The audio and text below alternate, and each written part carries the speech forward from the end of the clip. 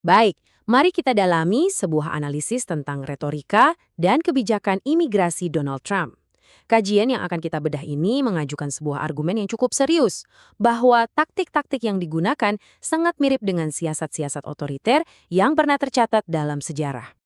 Analisis ini memulainya dengan menyoroti pilihan kata. Kata-kata yang dipakai untuk menggambarkan para migran yang terus diulang selama hampir 1 dekade. Sumber yang kita kaji ini mencatat, penggunaan istilah-istilah seperti ini bukanlah sebuah kebetulan. Ini adalah bagian dari sebuah strategi retorika yang sangat konsisten. Dan menurut sumber tersebut, pengulangan inilah yang menjadi kunci dari strateginya. Ada sebuah prinsip psikologis yang dimanfaatkan di sini. Nah, nama dari prinsip itu adalah efek kebenaran ilusi. Ini adalah sebuah fenomena di mana otak kita cenderung percaya bahwa suatu informasi itu benar, bukan karena ada buktinya, tapi semata-mata karena kita sudah terlalu sering mendengarnya. Pengulangan bisa menciptakan ilusi kebenaran. Jadi, poin utamanya adalah bagaimana retorika yang terus diulang-ulang ini pada akhirnya membentuk narasi publik. Dan ini membawa kita pada taktik pertama yang diidentifikasi dalam analisis ini, yaitu upaya untuk mengontrol arus informasi. Sumber ini menunjukkan adanya jurang yang sangat lebar antara narasi yang digembar-gemborkan dengan data faktual yang ada. Di satu sisi, ada cerita tentang krisis dan keadaan darurat nasional. Di sisi lain, data federal justru mengatakan sebaliknya. Lalu, bagaimana cara mempertahankan narasi jika data tidak mendukung? Nah, analisis ini mengeklaim ada langkah lebih jauh yang diambil, yaitu menekan informasi yang bertentangan dengan cara menghapus ribuan set data federal.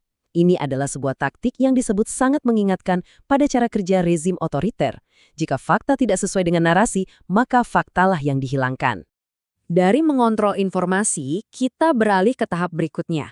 Di sini, analisis tersebut memaparkan tindakan-tindakan yang dianggap merusak fondasi sistem hukum itu sendiri.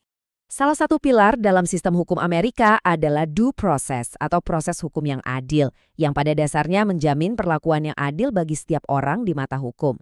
Namun, analisis yang kita bedah ini berpendapat bahwa ada kebijakan-kebijakan yang sengaja dirancang untuk melangkahi hak ini, khususnya bagi para migran. Sebuah langkah yang mencerminkan cara rezim otoriter beroperasi di luar supremasi hukum. Sumber ini merinci beberapa langkah spesifik yang diambil. Mulai dari mencabut status hukum ratusan ribu orang, melancarkan deportasi massal, hingga bahkan mencoba menggunakan undang-undang kuno dari zaman perang untuk melewati sistem hukum modern. Ini adalah mekanisme yang menurut analisis ini sangat mirip dengan cara rezim otoriter menahan individu tanpa melalui proses peradilan yang semestinya. Akibatnya, menurut klaim sumber ini, banyak sekali migran yang ditahan tanpa proses hukum yang adil. Mereka ditahan tanpa pengadilan, tanpa perwakilan hukum, bahkan banyak keluarga yang sampai tidak bisa melacak keberadaan orang yang mereka cintai. Seperti kasus Luis Alberto Castillo, yang baru bisa diidentifikasi oleh saudara perempuannya lewat sebuah video TikTok.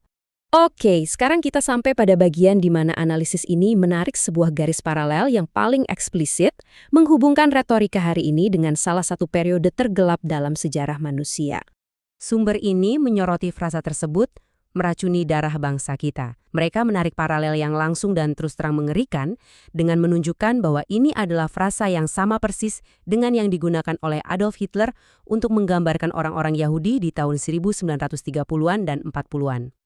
Tapi ini bukan hanya soal satu frasa. Sumber ini berpendapat bahwa ini adalah sebuah pola, sebuah siasat yang udah sering muncul dalam sejarah. Naik ke tampuk kekuasaan dengan menyalahkan satu kelompok yang dijadikan kambing hitam atas semua masalah yang ada di masyarakat. Lantas, muncul pertanyaan krusial. Mengapa menggunakan siasat ini? Analisis ini berpendapat bahwa seluruh kampanye anti-imigran ini sebenarnya berfungsi sebagai sebuah pengalihan perhatian yang sudah diperhitungkan dengan sangat matang. Hipotesisnya adalah, dengan mendemonisasi para imigran, perhatian publik jadi teralihkan dari sumber-sumber kesulitan ekonomi yang sesungguhnya. Ini adalah taktik pecah belah yang sangat klasik, seperti yang dijelaskan oleh sumber ini. Mengadu domba kelas pekerja dengan kelompok masyarakat yang paling rentan, sementara di sisi lain, korporasi besar dan kaum miliarder justru mendapat keuntungan besar. Analisis ini ditutup dengan sebuah peringatan bahwa normalisasi pelanggaran hak asasi manusia, sensor informasi, dan tindakan-tindakan yang inkonstitusional terhadap satu kelompok seharusnya menjadi alarm bagi semua orang. Ini meninggalkan kita dengan satu pertanyaan terakhir yang sangat serius.